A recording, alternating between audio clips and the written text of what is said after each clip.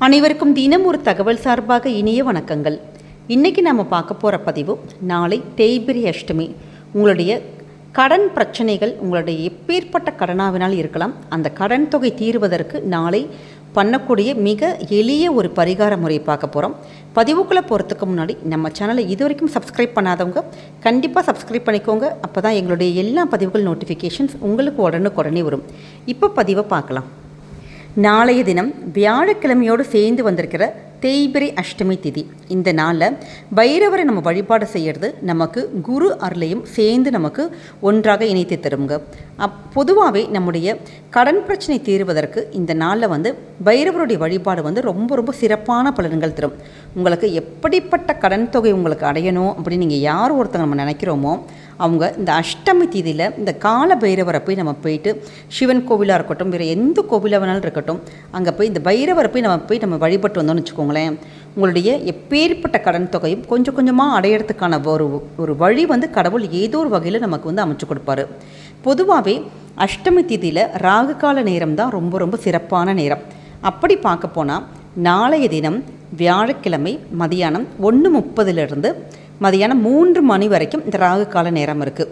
அப்போ உங்கள் வீட்டோட பக்கத்தில் இருக்க சிவன் கோவில் ஏதாச்சும் மேக்ஸிமம் எல்லா கோவிலையுமே இந்த ராகு கால நேரத்தில் நமக்கு அஷ்டமி பூஜைகள் பண்ணுவாங்க. சிவன் கோவில் பக்கத்தில் இருக்குது, உங்களுக்கு போக முடியும் அப்படின்னு சொன்னீங்கன்னா நீங்கள் கோவிலில் பண்ணலாம். அப்படி எங்களுக்கு கோவிலுக்கு போக முடியாதுமா அப்படின்னு நினைக்கிறவங்க வீட்டில் இருந்தே கூட இந்த ஒரு வழிபாட்டை நீங்கள் பண்ணலாங்க.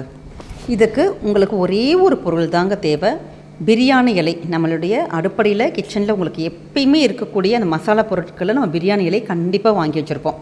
அதில் ஒரு நல்ல ஒரு கிழியாத இலையாக பார்த்து நீங்கள் எடுத்துக்கணும். அந்த பிரியாணி இலையில் நீங்கள் யார்கிட்ட கடன் வாங்கியிருக்கீங்களோ, அதாவது இப்போ நமக்கு வீட்டு கடன் இருக்கலாம், இல்லை நகை கடன் இருக்கலாம், இல்லை சம்மந்தப்பட்டவங்க பேர் இருக்கலாம். அது மாதிரி இப்போ வீட்டு கடன் 3 லட்சம் அடைய வேண்டும் அப்படின்னு எழுதிக்கலாம். இல்லாட்டி நகை கடன் 1 லட்சம் அடைய வேண்டும். இல்லை யாராச்சும் சம்மந்தப்பட்டவங்க ஒரு பேர் கூட இருக்கலாம், மல்லிகாவாக இருக்கலாம், ஏதாவது என்ன பேர் வேணாலும் இருக்கலாம். அவங்களுடைய பேர் போட்டு அவங்களுடைய அந்த ஒரு 3 லட்சமோ 1 லட்சமோ 50,000மோ இல்லை 10,000மோ எவ்வளோ கடன் இருக்கோ அந்த கடன் தொகையை மட்டும் எழுதிட்டு அடைய வேண்டும் அப்படின்னு சொல்லிட்டு நீங்கள் அந்த பிரியாணி இலையில் ஆத்மார்த்தமாக நல்ல அந்த 1:30 அந்த 3 மணி நேரம் அந்த ராகு கால நேரம் அந்த நேரத்தில் நீங்கள் எழுதிக்கோங்க.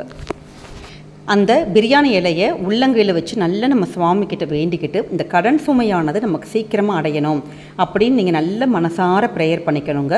நீங்கள் அந்த பைரவர் சன்னிதானத்துக்கு உங்களுக்கு போக முடிஞ்சதுன்னா அந்த சன்னிதானத்தில் ஒரே ஒரு மண் அகல் விளக்கு, அதில் ஒரு தீபம் மட்டும் ஏற்றி வச்சுட்டு அந்த நெருப்பில் இந்த பிரியாணி இலையை நீங்கள் பொசுக்கணும். இல்லைம்மா எங்களை கோவிலில் வச்சு அப்படி பண்ண முடியாது, எல்லாருமே இருப்பாங்க, எங்களால் சுற்றிலே எல்லாரும் பார்த்துட்டு இருப்பாங்க, இல்லை கோவிலில் எங்களுக்கு இந்த விஷயத்தை பண்ண முடியாது அப்படின்னு நினைக்கிறவங்க நீங்கள் உங்களுடைய வீட்டில் இல்லை ஹாலில் வச்சு பண்ணலாம், பூஜை அறையில் வச்சு பண்ணலாம், எங்கே வேணாலும் வச்சு பண்ணலாம்.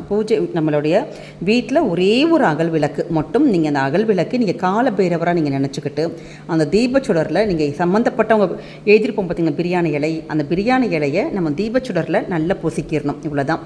அப்படி பண்ணோன்னா நம்முடைய கடன் தொகை அந்த கண்டிப்பாக சீக்கிரமாக அடையுங்கிறது ஒரு நம்பிக்கை. அதனால் நாளைய தினம் அது குறிப்பாக அந்த ராகு கால நேரத்தில் இந்த பரிகாரத்தை பண்ணணும்.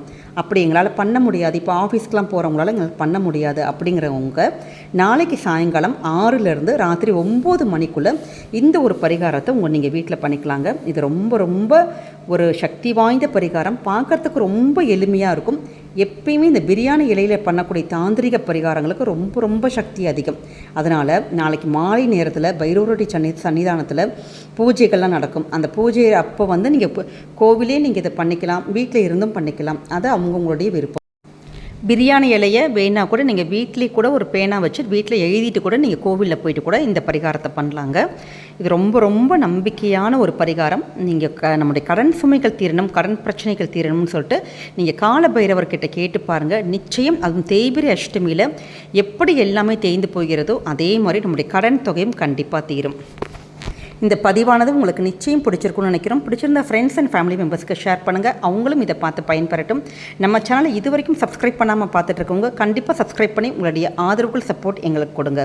மீண்டும் வேறு நல்ல பதிவோடு உங்களை சந்திக்கிறோம். நன்றி, வணக்கம்.